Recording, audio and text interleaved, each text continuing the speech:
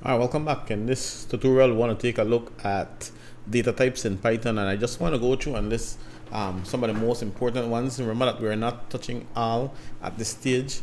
Python does contain a lot of various data types, but we want to look at the ones that we'll be using, or the ones that are most commonly used at this level. So remember that we're at the beginner level in Python, and so I just want to go through some examples of some of the various data types that we will be using later on, right? All right, so here I want to quickly just throw in some example, and I'm leaving all the other comments up there. Since you guys know about comments now, I can go ahead and leave that there. So again, what we spoke about was that we want to talk about different data types. Remember, data types might come as a number, so your variable might store a numeric value, like what we did earlier in the exercise is where we had x equal 5, right? That's number. If we do y equal Marcel Palma in quotes, then that's a text. And so we're able to store characters, we're able to store string, and string is a bunch of characters, and we're able to store numbers, whether it be integer number or floating point number. And Python also contains something called a complex number, right? So if we take a look, for example, if I were to type in a equal, say, 10, and I wanted to know what the data type was for that number. Now, if I look at this, I can see that that's an integer because it's a whole number. So 10, negative 10, those are all classed as integer value. So I can say, all right, print a,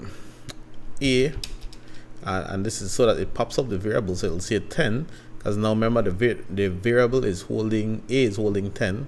So if I do print a from the previous lesson, it will output 10 as a number. And we can put this all in one line. Is of the type, and we can use comma a function called type and put in there a. So what I'm doing here, again, just to be clear, and of course most programming languages you learn by trying, right? Which is why we're jumping straight into it. The explanation again was that each variable has or will hold a data type. A data type can either be integer or number, numeric, or can be character or some sort of string, as we saw when we put in words. So for example, when I said a equal 10, I'm saying that 10 is an integer value, and we'll find out in a while. So I'm telling the computer to print whatever a is holding, and a is holding 10, is of type, and that's a string, or that's a bunch of text that will print to the screen. Remember the print statement. And we can use a function, and we'll learn about functions later on, how to build functions. Just know that functions are stuff that are pre-built that you're able to use by placing in certain parameters into it, right?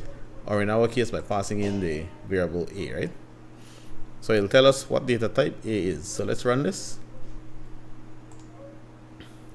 Notice it says 10 is of type integer, because that belongs to the class integer. So what would have happened if we did b equal, let's say, 9.45, right?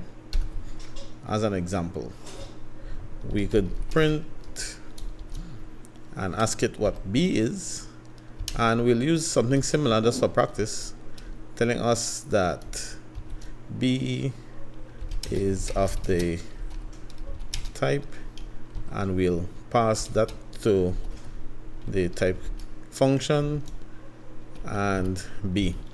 What I like with these text editors is that you notice it fills in the brackets on me so that you don't forget brackets, right? So it does come in useful. So while you can do this in Notepad or other text editors, I find that the ones that are built into this works well. So when I output this, it should tell me that b is of type float, which is another data type. So you're seeing our first data type is integer. Our second data type is float. Let's see what it does when we assign a name. So let's use the entire thing. Let's say name is equal to, and let's use my name and we want to find out what data type is for that. So I can have it print out name, the variable called name